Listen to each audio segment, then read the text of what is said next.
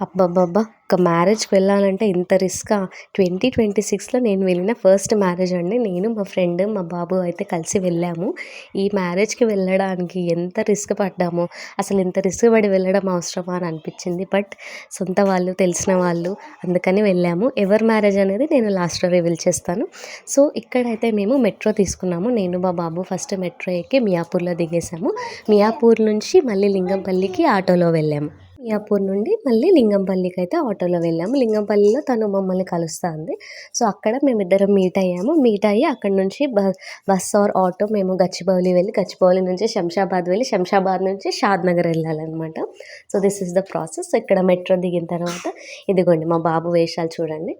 Steps తనే దిగుతానని నన్ను ఎత్తుకొనివ్వకుండా, నేను ఒక సైడ్ గిఫ్ట్ పట్టుకొని, ఒక సైడ్ బాబుని పట్టుకొని అలా దిగేసాము. అండ్ ఇక్కడ లింగంపల్లి షేరింగ్ ఆటో దొరికింది. సో, షేరింగ్ ఆటోలో వెళ్ళిపోయాము. తీసుకొని అదిగోండి గిఫ్ట్ అయితే అటు పక్కన పెట్టేసాను. ఈయన పడుకున్నాడు అంతలోకి. సో, కొద్దిసేపు అలా పడుకోబెట్టాను. మీరు అనుకోవచ్చు ఇంత రిస్క్ పడి అన్నీ ఎక్కడం ఎందుకు, డైరెక్ట్‌గా క్యాబ్ అయినా, ఆటో అయినా బుక్ చేసుకోవచ్చు కదా అని. అస్సలు లిటరల్లీ అండి 1000 అబోవ్ 2000 వరకు చూపించింది ఆ రోజు. అందుకని మేము డేర్ చేయలేకపోయాము. అంటే అనిపిస్తది కదా మనకు కూడా అవుట్ ఆఫ్ బడ్జెట్ అయిపోయిందని. సో, అందుకని ఇలా ట్రై చేశామనమాట. సో, ఇక్కడ నుంచి ఇది లింగంపల్లి వెళ్ళే రూట్. లింగంపల్లి వెళ్తున్నాము. మ్యారేజ్‌కి వెళ్ళిన తర్వాత అయితే మేము చాలా ఎంజాయ్ చేసాము. అసలు అక్కడ మంచి మంచి అరేంజ్‌మెంట్స్ అయితే చేశారు వాళ్ళు. అన్నీ కవర్ అయ్యాయి. చాలా బాగా అనిపించింది అక్కడికి వెళ్ళిన తర్వాత.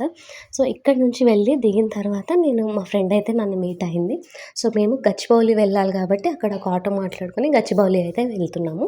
గచ్చిబౌలి వెళ్ళిన తర్వాత అక్కడ బస్ స్టాప్ నుంచి మేము శంషాబాద్ వెళ్ళాలి. సో, అక్కడ బస్సెస్ అయితే చాలా టైం పట్టింది. అండ్ ఎండ అండ్ సరే పే చేసి బస్సెస్ ఉన్నాయంటే అది అసలు స్టార్ట్ అవ్వట్లేదు. చాలా చిరాకొచ్చేసింది. తర్వాత కొద్దిసేపు వెయిట్ చేసిన తర్వాత ఆ బస్ అయితే స్టార్ట్ అవ్వబోతుందని చెప్పారు. సో, సరే అని మేము లేట్ అవుతుందని ఇంకా ఆ బస్ అయితే ఎక్కేసాము. ఆ బస్ ఎక్కేసి శంషాబాద్‌కి అయితే రీచ్ అయిపోయామనమాట. మేము 9కి బయలుదేరాము ఇంట్లోంచి నేను. సో, శంషాబాద్ వెళ్ళే వరకు ఆల్మోస్ట్ 11 అయిపోయింది. ఇక్కడ టోల్ గేట్ దాటామండి. టోల్ గేట్ దాటి వెళ్తున్నాము శంషాబాద్ వైపు.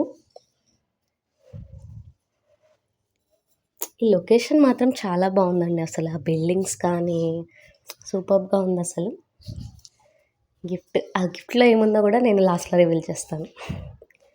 ఇదండి bus stop, Shamshabad bus stop. First time వెళ్ళాను నేనైతే. ఇలా ఉంది ఇక్కడ.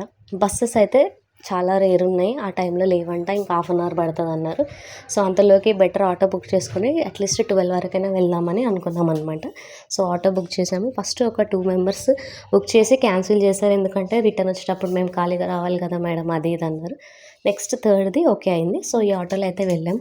అండ్ ఈ రూట్ అయితే అసలు ఇంకా ఘోరం అండి. అసలు బిల్డింగ్స్ కూడా లేవు పక్కన. ఆటో డ్రైవర్ రివర్స్ మమ్మల్ని అడుగుతున్నాడు, ఇక్కడ ఉందా అండి ఫంక్షన్ హాల్ అసలని. బట్ మేమైతే చెప్పాము, మ్యాప్స్‌లో చూపిస్తుందండి మీరు కూడా చూడండి అంటే, అవును చూపిస్తుంది కానీ మరీ అసలు అవుట్ సైడ్ లాగా ఉందన్నాడు.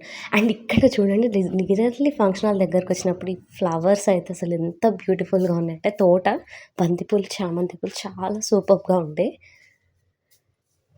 ఇదిగోండి మేమైతే వచ్చేసాము. ఇది ఎంట్రన్స్ చాలా గ్రాండ్‌గా డెకర్ చేశారు.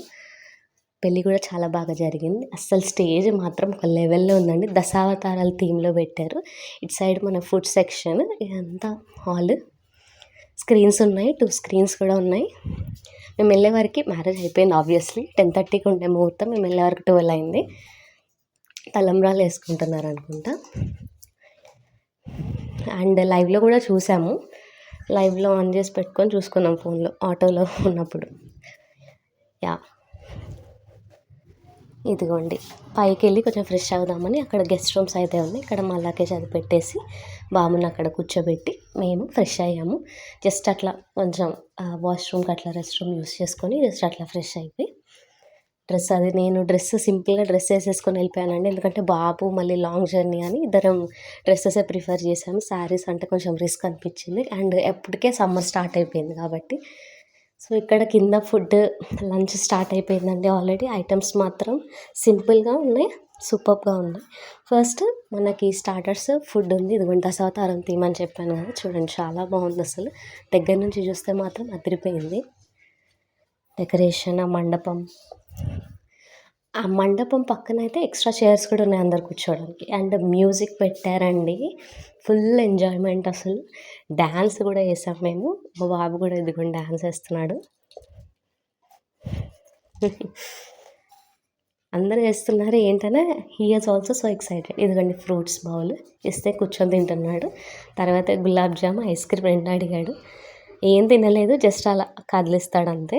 అండ్ ఇక్కడ ఇది మ్యూజిక్ అండి. వాళ్ళు ఇద్దరు మొత్తం టీమ్ ఉన్నారు వాళ్ళు మ్యూజిక్. అండ్ ఇదిగోండి డాన్స్, కోలాటం అన్నిట్లో పార్టిసిపేట్ చేశామనమాట. We enjoyed a lot.